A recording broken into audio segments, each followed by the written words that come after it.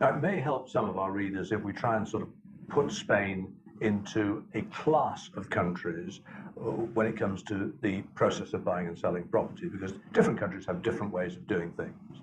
And Spain is part of the Napoleonic law, continental European tradition of buying and selling property, which basically means that the notary plays a very important part.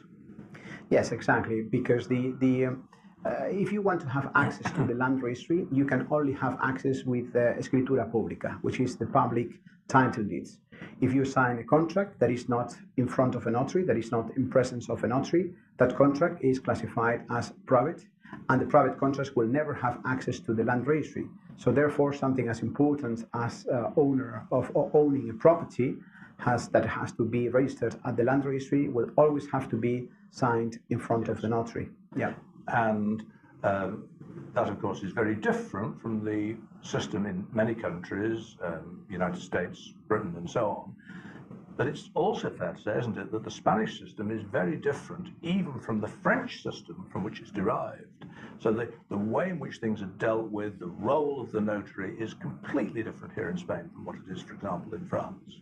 Yes, absolutely, because the notary has a limited number of responsibilities within the notarization of the documents. Yes. At the end of the day, the notary mainly is checking the identity of the parties that are present that day, also the legal capacity, and they are informing about the number of things. But in respect of the legal searches about the property, in respect of what we say, the due diligence about that property, they don't take part of it in respect of the payments.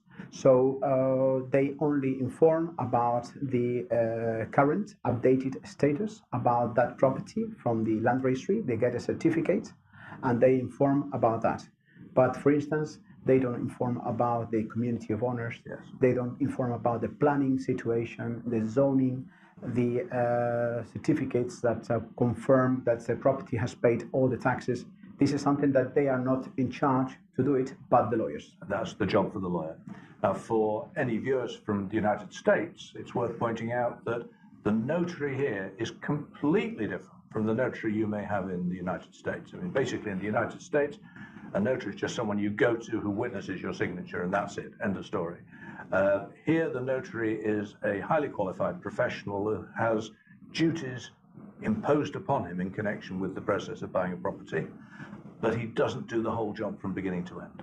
Correct. He's a highly qualified professional with considered from in the law business, in the law industry, with a high reputation, and they can only be notaries. When someone is a public notary, cannot be a lawyer, cannot Yes. be a private solicitor at the same time that he is doing notary. So anyone buying here really has to understand the system is different, and that doesn't mean to say it's worse or better than any other system, it's just different. But if you don't understand the differences, then you can get some quite large surprises. Yes, correct.